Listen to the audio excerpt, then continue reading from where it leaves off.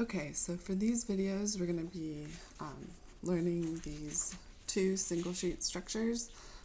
I've seen a lot of videos online, and some of the ones I posted for our class generally follow this structure, which is a single sheet book that only has content on one side of a page. You see here how it's numbered 1, 2, 3, 4, 5, 6, 7, 8. That's a great zine structure, but I'm going to show you today two others. So here quick is an example of this structure. So you can page through, see the content. This is by a past student, and they made a really good use of this front and back imagery. And here, if we unfold it, you can see how this one just has this cut in the middle, which is what you see here. But there are other folding structures. So that one that I just showed follows this pattern here. On the back side of this handout, which by the way, I received from when I was a student at the University of Iowa at the Center for the Book in bookbinding class. So here we'll do the first one. In all three of these single sheet structures, all of the initial folds follow the same pattern. So you don't really decide your single sheet structure until you start making the cuts. So we'll start with that first one and we'll make the folds. So initially it's saying to make a mountain fold along the long side of the paper. So this is sometimes referred to as hot dog style. And then it says to make a mountain fold along the short side of the paper. So flipping it over, you can see here's our mountain. So the fold is at the top when you lay your sheet down. So we're going to make another fold along the hamburger side. And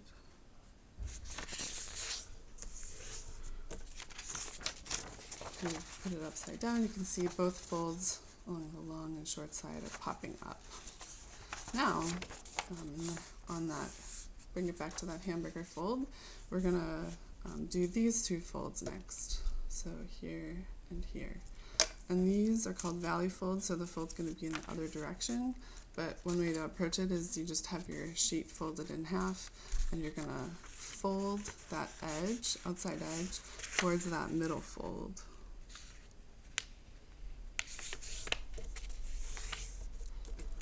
And you'll see that I'm just using the back of my nail to crease these folds, and that's fine to do, especially if you don't have a bone folder.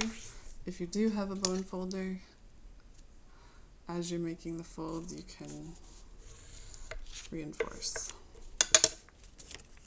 So we have this structure now with our mountain and valley folds, and we are gonna follow the directions to just make this one long cut here. So we're going to cut down the middle, but not up here at the top.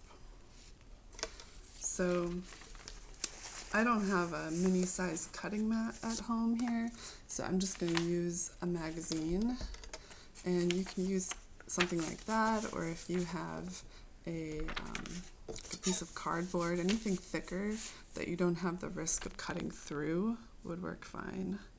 So I'm going to carefully line this up along that middle fold, and I'm going to make my cut. So I'm using a snap-off Olfa blade, but if you have an X-Acto, that would work too.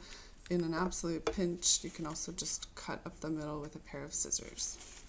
So now that we have the cut, we can fold our book.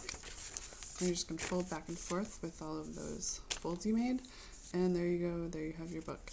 So pay attention here that the correct orientation of the book is according to this middle piece here. And that one, so this here would be the front of our book. So I'll mark it front.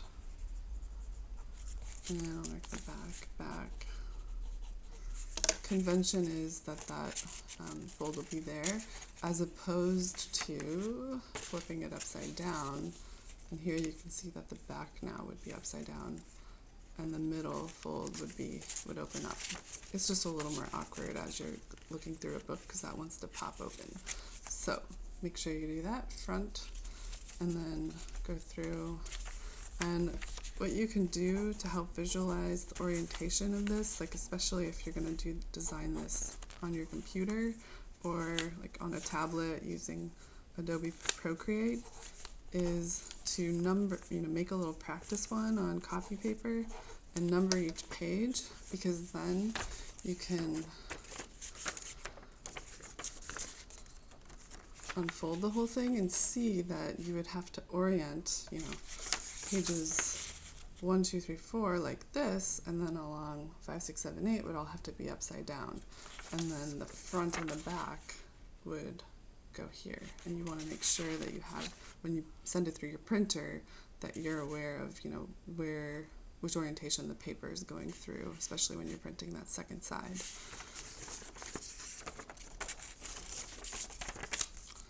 Alright, so here is an example of student work that used this structure. I'll get this catalog out of the way. We can look through this. So we have sea level rise, paging through, nice use of spreads, so having the imagery go right across.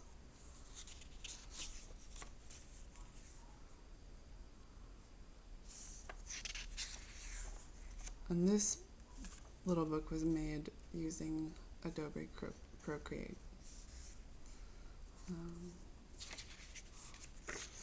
I think there's a lot of tools for different pencils. So here you can see this student actually made use of this as a complete double-sided zine. So when I got to that last page, she says, unfold the zine for a map of the predicted inundation of Santa Barbara and Isla Vista with sea level rise. So I can unfold it, and on the whole back side, she has this map of sea level rise. So she's got here the front and back covers. So if you wanted to do a complete double-sided and have some kind of image that was incorporated into your design, this is a good structure to do. This zine too is sometimes called, just for lack of better terminology, the pants zine, because you can see it sort of looks like a pair of pants with the way that there's just a split down the middle with the top that's together. Okay. So now we'll make that second structure that was at the bottom here on this one. It's another one that's going to be double-sided in terms of how you would print the zine.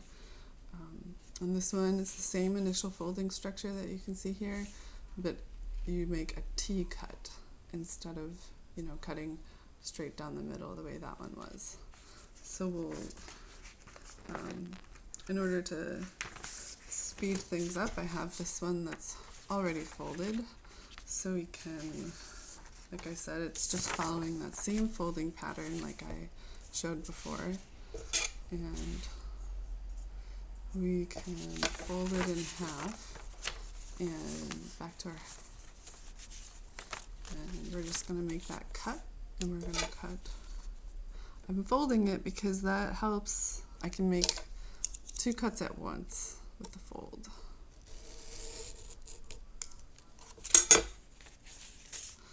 And then now I need to make the vertical of the T.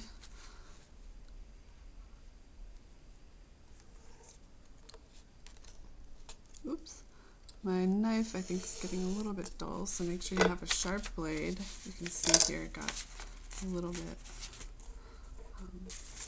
Alright, so now you can fold back and forth, and here with this one, these you'll notice they fold down a little neater than the one that's printed only on one side. So that's something to think about too when you're choosing which zine structure to use.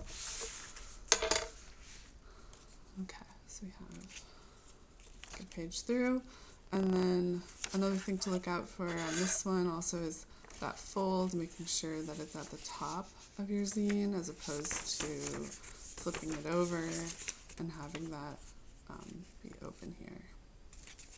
So we'll go ahead and number our pages so that you can see how everything orients. I'm writing front, 1, 2, 3, 4, 5, 6, 7, 8, and then back. And we have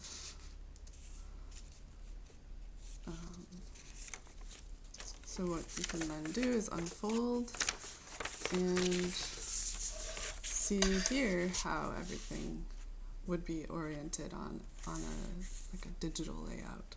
So you have 1, 2, and then 3, 4, 5, 6 all flip and go the other direction, and then 7, 8 come back around.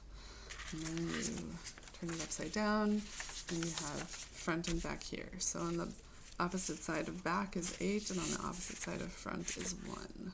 So just be aware of that as you are sending your, designing your zine and sending it through the printer. So here's some student work that uses that structure. So we'll page through and you can see.